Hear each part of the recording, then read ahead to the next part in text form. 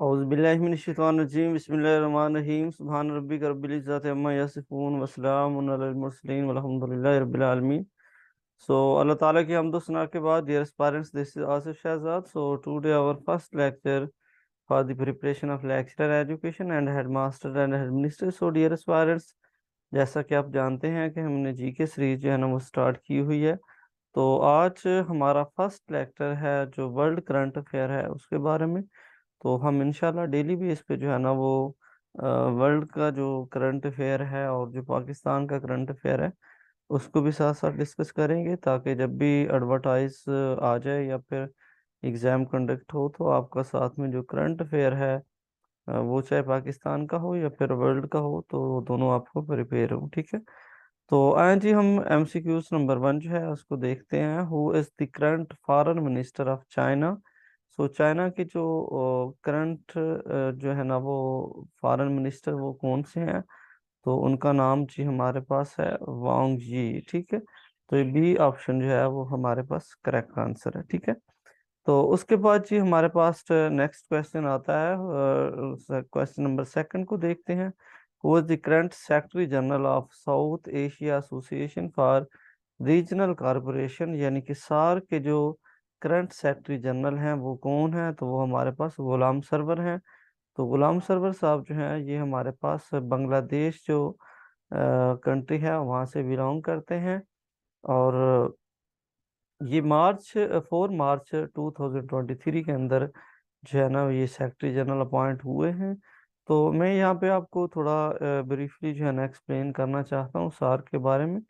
तो सार्क जे जितने भी हमारे एशियन कंट्री हैं उन्होंने मिलकर ये एक ऑर्गेनाइजेशन बनाई थी, और इसका कंसेप्ट हमारे पास जो शेख मुजीबुर रहमान थे उन्होंने दिया था। ठीक है, तो इसके रिसेंटली जो करंटली यानी कि जो मेंबर हैं वो 8 कंट्रीज के मेंबर हैं। ठीक है, तो इनका बेसिकली जो पर्पस था वो ये था कि हम जो ट्रेड है एशिया के अंदर उसको जो है ना वो ग्रो करें। ठीक है, और बलूम करें उसकी, और ट्रेड को फ्री ट्रेड जो है ना वो स्टार्ट करना चाहते थे। तो इस वजह से ये ऑर्गेनाइजेशन जो है ना वो कायम की गई थी। ठीक है, तो उसके बाद जी नेक्स्ट हमारा एमसीक्यूज। अच्छा, अगर इसकी हम जो हेडक्वार्टर की बात करें तो ये भूटान के अंदर है। भूटान काठमांडू के अंदर है। तो उसके बाद अगर हम वैसे इस ऑर्गेनाइजेशन की बात करें तो ये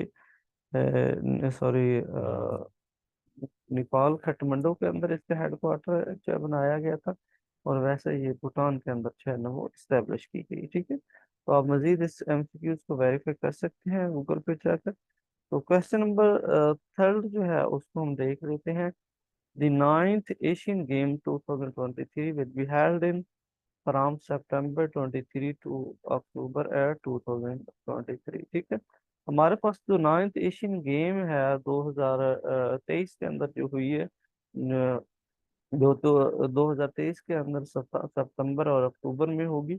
तो वो हमारे पास हंगू चाइना का एक सिटी है, तो वहाँ पे होगी। ठीक है, तो अगर बेसिकली जो है ना इसको देखा जाए तो ये जो हमारे पास 19th एशियन गेम है इसको इस्टेब्लिश होना था 2022 के अंदर, यानी कि से 8 सितंबर से लेकर 23 सितंबर से लेकर 8 अक्टूबर तक जो 23 में। लेकिन जो है ना इसको शिफ्ट किया गया था कोविड 19 की वजह से 2023 के अंदर। ठीक है, तो इसके अंदर जितनी भी गेम्स होंगी वो हमारे पास 40 sports held in this year. तो इस सेशन के अंदर टोटल 14 जो है ना 40 जो है यानी कि 40 गेम्स जो है ना वो प्ले की जाएंगी। ठीक है, तो उसके बाद ये नेक्स्ट स्लाइड पे मूव करते हैं। हमारे पास क्वेश्चन नंबर 4 आता है। T20 world cup 2024 will be played in.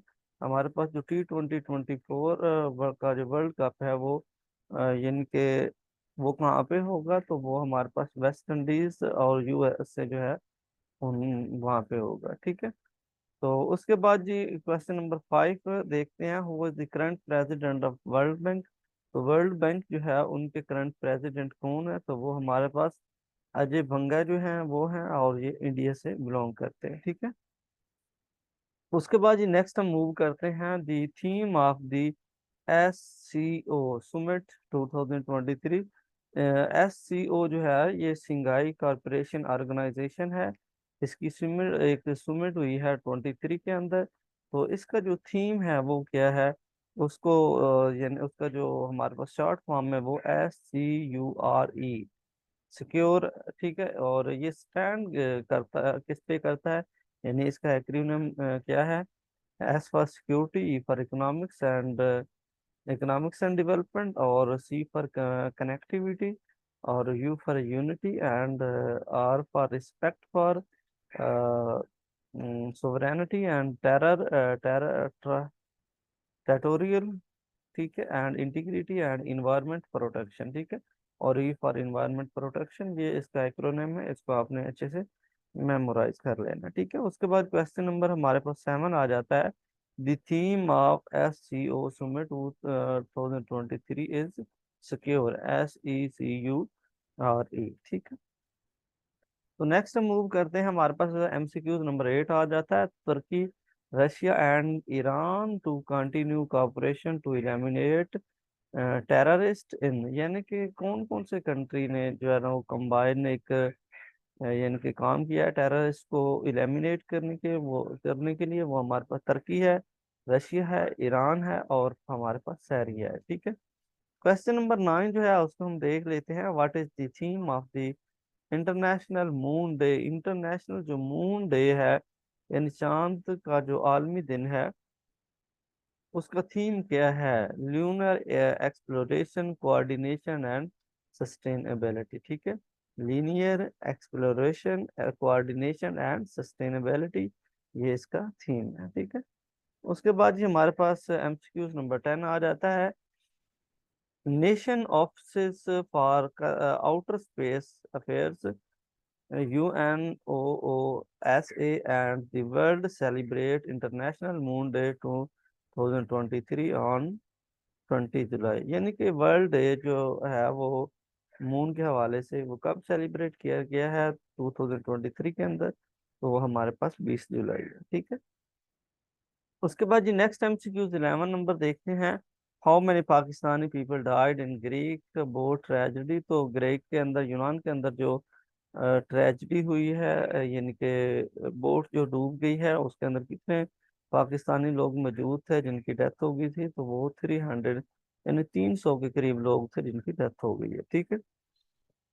Question number 12 हमारे पास है। Greek boat tragedy took place on, ये जो इंसिडेंट है ये कब हुआ? ये जो बोट ग्रीक के अंदर डूबी है, तो ये हमारे पास 14 जून 2023 यानी 14 जून 2023 के अंदर ये इंसिडेंट हुआ है, ठीक है। उसके बाद ये नेक्स्ट हमारे पास 13 MCQs आ जाता है। What is the potential punishment for Donald Trump for unlawfully retaining classified document after leaving the white house?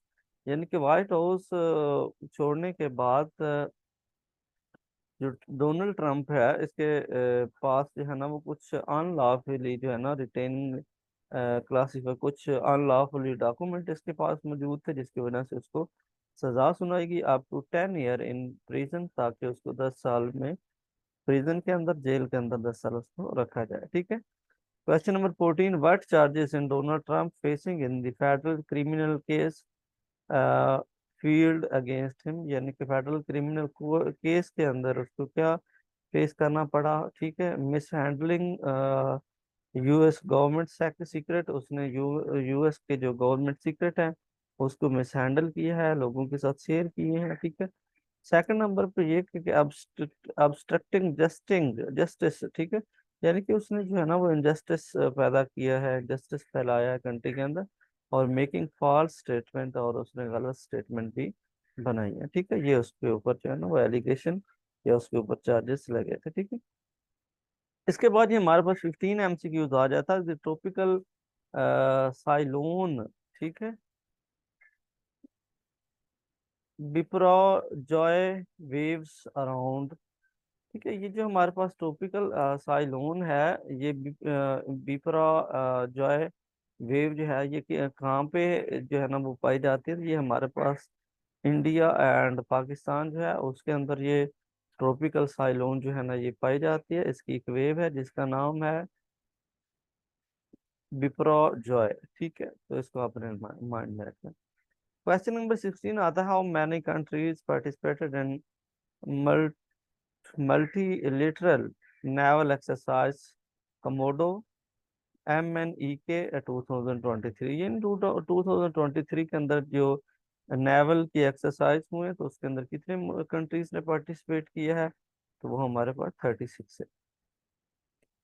उसके बाद ये नेक्स्ट हम मूव करते हैं 17 क्वेश्चन पे। The US representative Nancy Pelosi is controversially in the news because of her visit to Taiwan।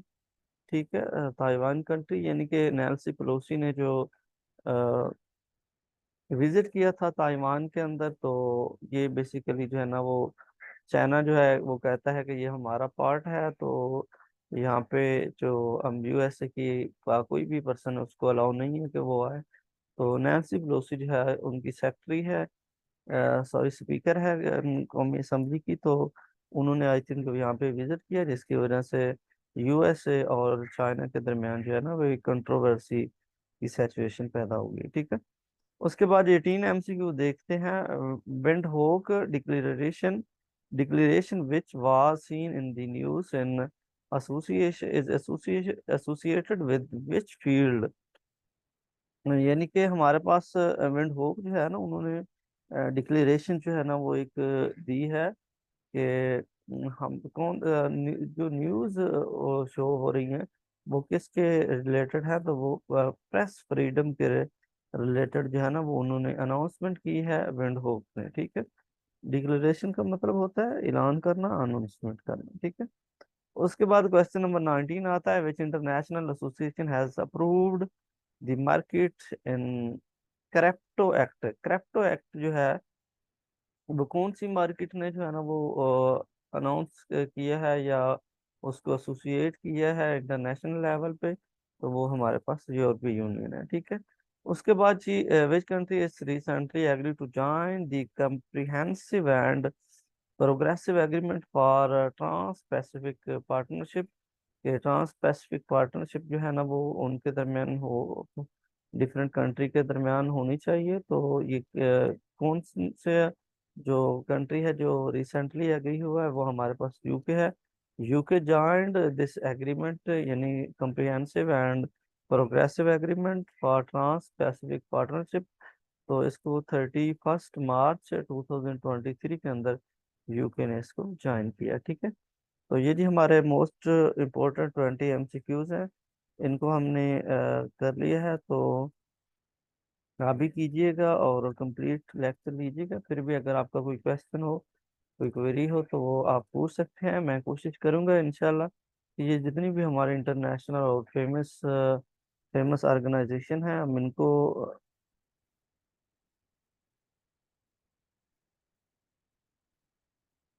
ये जितनी भी हमारी इम्पोर्टेंट और फेमस ऑर्गेनाइजेशन है हम इनके हवाले से एक कंप्लीट जो है वो लेक्चर बनाया हर ऑर्गेनाइजेशन के बारे में, जिसमें आपको तमाम जो इम्पोर्टेंट फैक्ट हैं कम्पिटिटिव एग्जाम के हवाले से वो सारे आपको बताए जाएंगे। ठीक है, तो अपना ख्याल रखें आप। अल्लाह हाफिज़, फ़ी अमान अल्लाह।